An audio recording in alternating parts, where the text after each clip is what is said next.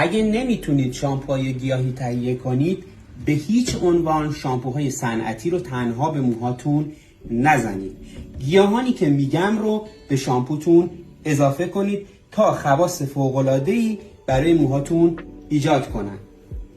اگه میخواید موهاتون بلندتر و پرپشت‌تر بشه، مقداری کندوش به شامپوتون اضافه کنید. اگر میخواید موهاتون برق بزنه، مقداری کتیرا به شامپوتون اضافه کنید. اگر موهاتون شوره میزنه و خسته شدید، مقداری رزماری به شامپوتون اضافه کنید. اگر سرتون خارش داره، به شامپوتون مقداری سدر اضافه کنید. اگر بعد حمام موهاتون خشک میشه و وز میشه، مقداری دم اسب اضافه کنید.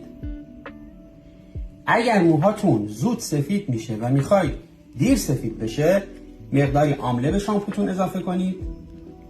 و اگر میخواید موهاتون دیرتر چرب بشه، مقداری گزنه به شامپوتون اضافه کنید.